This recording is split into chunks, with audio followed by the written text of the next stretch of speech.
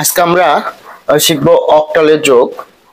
খুবই ইজি অক্টালের যোগ। দেখি আমাদের অক্টালের যোগের নিয়ম। আমরা জানি অক্টালের ভিত্তি হচ্ছে 8 এবং অক্টাল সংখ্যাটা হচ্ছে 0 থেকে 7 পর্যন্ত, অর্থাৎ 0 থেকে 7 পর্যন্ত এটা হচ্ছে অক্টাল থাকবে। অক্টাল এখন দেখি অক্টালের যোগের নিয়ম। আমাদের স্বাভাবিকভাবে যোগ করি, 6 আর 5 হচ্ছে 11, 6 আর 5 11। তো 11 লিখলাম। এখন অক্টালের ভিত্তি কত? 8। আমার যেটা যোগফল হবে, অক্টালের যোগের নিয়ম যেটা যোগফল হবে, যোগফল থেকে আমি ভিত্তিটা বাদ দেবো। তো যোগফল থেকে ভিত্তি হচ্ছে 8, 8 যদি বাদ দেই থাকে হচ্ছে কত? 3 থাকে 3। সো আমি লিখলাম হচ্ছে 3। যেহেতু আমি 8 একবার বাদ দিছি, বেসটা একবার বাদ দিছি, যে কারণে হাতে আমার আছে কত? 1। ওই 1 আর এই 7, তাহলে কত হচ্ছে? 8, 8 সাথে 15। তাহলে 15 থেকে আমি আবার কি করব? 15 থেকে আবার বাদ দেব হচ্ছে বেসটা। 15 থেকে যদি 8 বাদ দেই তাহলে থাকে হচ্ছে 7। সো এখানে 7 লিখলাম। আবার কি হচ্ছে, যেহেতু একবার বাদ দিছি যে কারণে হাতে আমার 1, 4 ওই 1 আর 3 4, 4 আর 6 10।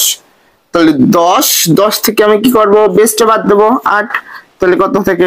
2। এখানে বসলাম হচ্ছে 2। যেহেতু আমি হচ্ছে একবার বেসটা বাদ দিছি, সেখানে ওই একটাই এখানে লিখে দিলাম। সো অ্যান্সার কত? 1273। পরেরটা যদি আমি আসি, এইটা এখানে 4 আর 2 6।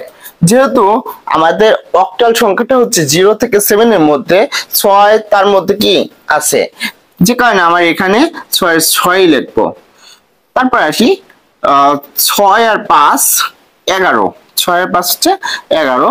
তাহলে 11 আমার কি করতে হবে? যেহেতু 11টা হচ্ছে অক্টালের মধ্যে নাই, অক্টাল হচ্ছে 0 থেকে 7 এর মধ্যে, অর্থাৎ এর মধ্যে 11 সংখ্যাটা নাই, তাহলে আমার কি করতে হবে? এই 11 থেকে বেসটা বিয়োগ করতে হবে।